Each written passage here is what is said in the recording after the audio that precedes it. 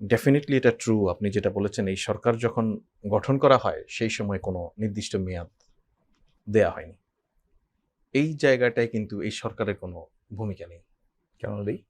এই তখন সরকার প্রফেসর ইউনূস বলতে পারতেন লেট মি যে আমি এতদিন ক্ষমতায় আমি থাকবো। বলছি যে যখন গঠন করা হয় তখন তার মেয়াদ ঘোষণার বিষয় যেটা নেই, কারণ সরকার নিজেদেরকে তো আর এরা নিজেরা গঠন করেনি।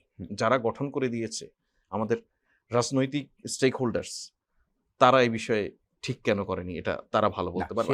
আমি শেষ করি। কিন্তু আপনি যেটা একই সঙ্গে বলছেন যে immediate after formation of the গভর্নমেন্টের দিক থেকে এটা হয়তো আসতে পারত। হ্যাঁ, আপনি যেটা বলছেন যে প্রথম ক্যাবিনেটের মিটিংয়ে বা সেকেন্ড মিটিংয়েও হতে পারত। কিন্তু আপনি দেখুন 4 মাস পরেই কিন্তু প্রধান উপদেষ্টা বলে দিয়েছে তার মেয়াদ কতদিন। বলেছেন সর্বোচ্চ কিন্তু বাদ দেন। কিন্তু একটা স্কেল তো রয়ে গেছে, না, ডিসেম্বর টু জুন। কেন স্পেসিফিক বলতে পারলেন যে ডিসেম্বরের মধ্যে সম্ভব? আমি আপনাকে বলি ওকে, কেন বলতে পারবে না? ধরেন এটা নিয়ে অনেক ধরনের স্পেকুলেশন করা সম্ভব, কিন্তু পরিষ্কার হচ্ছে আপনাকে দিন শেষে একটা গুড ইলেকশনের পথে যেতেই হবে। নিঃসন্দেহে আপনি একটা ফেয়ার ইলেকশনের পথে যেতে হবে।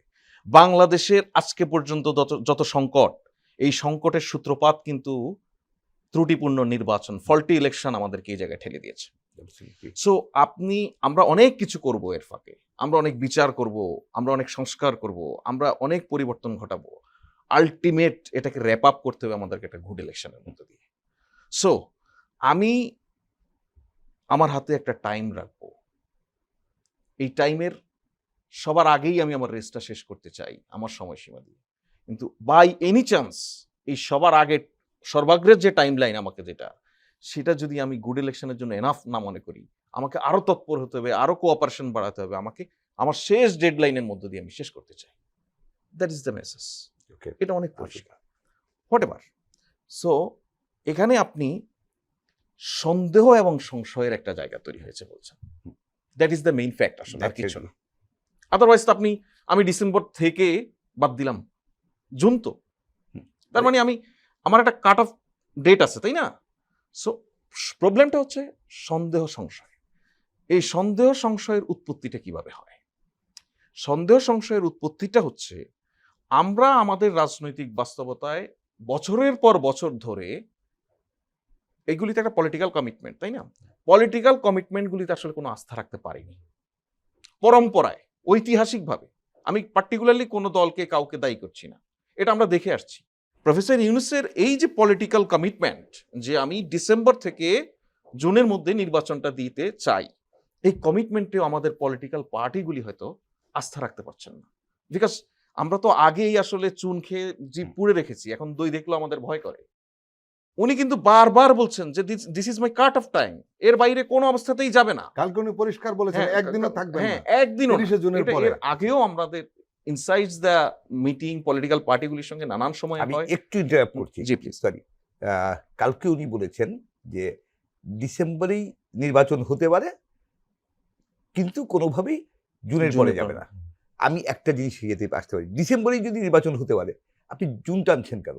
কেন ডিসেম্বরে? There is a matter of confidence. আপনি শুনেন, আপনি একদম আপনি যদি আপনার লক্ষ্যে স্থির থাকেন এবং আপনার যদি পরিকল্পনা ঠিক থাকে যে ইয়েস আমি সংস্কারের এই কাজগুলো করবো এবং এটা আমি অক্টোবরের মধ্যে শেষ করবো, সেপ্টেম্বরের মধ্যে শেষ করবো, আমি বিচার শত শত মামলা, সব মামলার বিচার শেষ করা যাবে না, আমি অন্তত 3টা মামলার 5টা মামলার বিচার শেষ করবো এবং সেই বিচারগুলো অক্টোবরের মধ্যে রায় হয়ে যাবে। তারপরে আপিলে যাক না যাক সেটা একটা বিষয়। আমি এখানে আপনি যেটা বলছেন আইডিয়ালি ভেরি কারেক্ট, বাট এটাকে বাস্তবায়ন করার জন্য আমাদের একটা জিনিস ভুলে যেতে হবে, যে এই দেশে একটা জুলাই এবং আগস্টের ঘটনা ঘটেছিল। আমাদেরকে একটা জিনিস ভুলে যেতে হবে, যে 17 বছর 15 বছর ধরে যে শাসন ব্যবস্থা এখানে জারি ছিল, সেই শাসন ব্যবস্থার মধ্যে সবকিছু ভেঙে চুরমার হয়ে গেছে, কোনো ইনস্টিটিউশন নেই। আমি সেটাই বলছি। সুতরাং আপনার এখানে ম্যাটার অফ কনফিডেন্স। আপনি যখন হট সিটে আছেন, আপনাকে যখন এই শো পরিচালনা করতে হবে, আপনাকে আনটিল আনলেস আপনি কনফিডেন্ট না হবেন, আপনি আপনার ক্যামেরাকে অন বলতে পারবেন না। এই কনফিডেন্সটা সরকার প্রধানের লাগবেই, যে আমি একটা ফেয়ার ইলেকশন করতে চাই। আজকে আপনি যে প্রফেসর ইউনূসকে নিয়ে গর্ব করছেন, আজকে যে আপনি যে প্রফেসর ইউনূসের প্রশংসা করছেন, আজকে যে প্রফেসর ইউনূসকে আপনি বাংলাদেশের ব্র্যান্ড অ্যাম্বাসেডর বলছেন, সেই প্রফেসর ইউনূসকে আপনি নির্বাচনের পরদিন গালি দিবেন যদি it will be a bad election. Hasan Khurshed, ডিসেম্বরে নির্বাচন করতেই হবে, জুনে নয় কেন? আচ্ছা, একদম নির্দিষ্ট করে বলেন তো একটু। বিষয়টা হচ্ছে যে ডিসেম্বর বা জুন, আসলে আমি ওই জায়গাটায় কারণ আমি পার্সোনালি একদম টাইমলাইনটা বলে দিয়েছি, আমি- এবং কালকে কিন্তু okay. পরিষ্কার বলেছে, এটা আমরা বললাম হ্যাঁ, যে এটা 30 জুনের এটা পরে 1 BNP ঘন্টা থাকবেন না উনি। হ্যাঁ, বিএনপি তার কথা বলবে, সেটা খুব স্বাভাবিক। বিএনপি পলিটিক্যাল পার্টি হিসেবে চাইতেই পারে ডিসেম্বর, সেটা ইস্যু না। ইস্যু হচ্ছে যে গত 16 বছর তো আমরা নির্বাচন পাইনি। হুম। সো 16 বছর যদি না পাই, আর 6 মাস ওয়েট করাটা সেটা খুব বড় ইস্যু না আসলে। হ্যাঁ, যে ডিসেম্বরের জায়গায় যদি জুনও হয় সেটা খুব বড় ইস্যু না। ইস্যু হচ্ছে যে আসলে নির্বাচনটা ঠিক মতন হচ্ছে কিনা, একটা ভালো নির্বাচন হবে কিনা, নির্বাচনের জন্য ভালো একটা নির্বাচনের ভালো কথা কেউ তো বলছে না, না, নির্বাচনটা চাই। না, নির্বাচন ভালো খারাপ ভালো যেটা নো হোক। নো নির্বাচন একই সাথে নির্বাচন একটা বিশ্বাসযোগ্য ভালো জি, নির্বাচন জি। হতে হবে। সেই নির্বাচনের জন্য যা কিছু করা দরকার সেই প্রস্তুতি আমরা দেখছি কিনা, সেক্ষেত্রে প্রোগ্রেস আমরা দেখছি কিনা। আমরা যে জিনিসটা দেখতে চাই যে নির্বাচনের জন্য সবচেয়ে জরুরি হচ্ছে একটা নিরপেক্ষ প্রশাসন। সেই প্রশাসন গড়ার কাজ আসলে গত 10 মাসে কতটা হয়েছে। নিরপেক্ষ প্রশাসন বলতে কোন প্রশাসন বলছেন? একটা আওয়ামী লীগের professional- প্রশাসন রয়ে না, না। গেছে। তো যদি তার মানে রয়ে জি, যাওয়ার জি। মানে হচ্ছে যে গত 10 মাসে আসলে প্রশাসনকে দল নিরপেক্ষ করা, প্রশাসনকে একটা প্রফেশনাল অ্যাডমিনিস্ট্রেশন। আচ্ছা, আমরা আবার কাছে আমি ফয়েজ আমাদের আমরা আলোচনার একটা অন্যদিকে চলে গেছি। আমরা যে কথাটা বলছিলাম যে প্রফেসর ইউনূস যেটা বলেছেন কালকে রাজনৈতিক দলগুলোর সঙ্গে, যে দেশের ভেতরে এবং বাইরে যুদ্ধ পরিস্থিতি সৃষ্টি হয়েছে আওয়ামী লীগের নিষিদ্ধের পরে। আচ্ছা, আমি আবারও বলছি, যদি জি। আমাকে একটু আনইন্টারাপ্টেড জি, হইতে জি, বলতে জি, দেন, জি। তাহলে আবারও বলছি, আপনার এই প্রশ্নের উত্তরটা আমি দিচ্ছি, জি, জি। কিন্তু আমি রেসপন্সের সে জায়গায় বলি। এনসিপি আপনি বলছেন স্টেট ব্যাকড একটা পলিটিক্যাল পার্টি হিসেবে দাঁড়িয়েছে। এনসিপি যেই নেতৃবৃন্দ প্রতিষ্ঠা করেছে, তারা জুলাই আগস্ট গণ অভ্যুত্থানে যারা নেতৃত্ব দিচ্ছে তাদের একটি অংশ। তাদের একটি রাজনৈতিক দল প্রতিষ্ঠার অধিকার রয়েছে। গণ অভ্যুত্থান পরবর্তীতে অভ্যুত্থানের শক্তি থেকে রাজনৈতিক দল গঠন হওয়ার এখানে নজির এটাই প্রথম নয়।